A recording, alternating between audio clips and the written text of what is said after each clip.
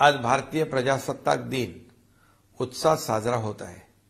या निमित्त मी राज्यातील जनतेला मनापासून हार्दिक शुभेच्छा देतो। छत्रपती शिवाजी महाराज, महात्मा ज्योतिराव फुले, क्रांतिज्योती सावित्रीबाई फुले, राजश्री छत्रपती शाहू महाराज, भारतरत्न डॉक्टर बाबासाहेब आंबेडकर यांना देखील मी विनम्र अभिवादन करतो। भारताच्या स्वातंत्र्य लढ्यातल्या ज्ञात अज्ञात क्रांतिकारकांना सुद्धा माझं वंदन।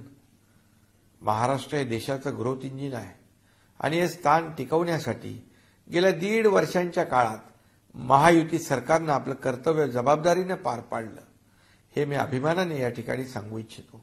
सामाजिक, आर्थिक, औद्योगिक, सांस्कृतिक, क्रीडा या सर्वच आघाड्यांवर महाराष्ट्रानं आपली छाप टाकण्यास सुरुवात केली आहे।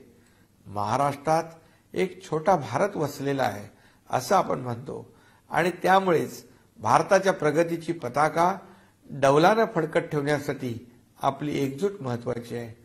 भारत हा संपूर्ण विश्वात स्वतःचं स्थान निर्माण करण्यात यशस्वी होतोय आणि याचं निर्विवाद श्रेय देशाचे आदरणीय प्रधानमंत्री श्री नरेंद्र मोदीजी यांना द्यायलाच पाहिजे। गेल्या 9 वर्षात देशाने आपली मोहर जगावर उमटवली आहे। नुकतीच अयोध्येत श्री राम मंदिरात रामलल्लांची प्राणप्रतिष्ठा झाली। हे मंदिर उद्याच्या नव्या भारताचं प्रगतीचं प्रतीक बनणार आहे असं प्रधानमंत्री म्हणाले। महाराष्ट्र देखील या प्रगतीत आपलं बहुमूल्य योगदान दिल्याशिवाय राहणार नाही, हे मी या प्रसंगी ठामपणे सांगू इच्छितो। महाराष्ट्रात विकासाचं एक नवं पर्व आलंय। कृषी, शिक्षण, आरोग्य, उद्योग, पायाभूत सुविधा यामध्ये आपण मोठी झेप घेत आहोत। आपल्या समृद्ध साधन सामुग्री आणि पर्यावरणाला सुद्धा आपल्याला जपायचं आहे। महाराष्ट्राची ओळख एक शांतताप्रिय, सामाजिक सलोखा असणारं राज्य म्हणून आहे। आपल्याला ही ओळख वाढवायची आहे।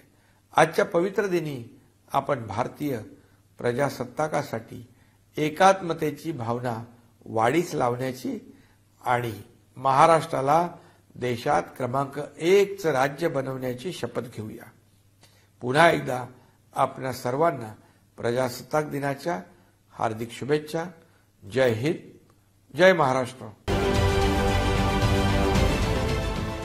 देश विदेशातील प्रत्येक घडामोडींचे लाईव्ह अपडेट मिळवण्यासाठी आता साम टीव्हीच्या सर्व सोशल मीडिया प्लॅटफॉर्मला लाईक, फॉलो आणि सबस्क्राईब करा। तसंच सर्व नोटिफिकेशनसाठी बेल आयकॉन प्रेस करायला विसरू नका।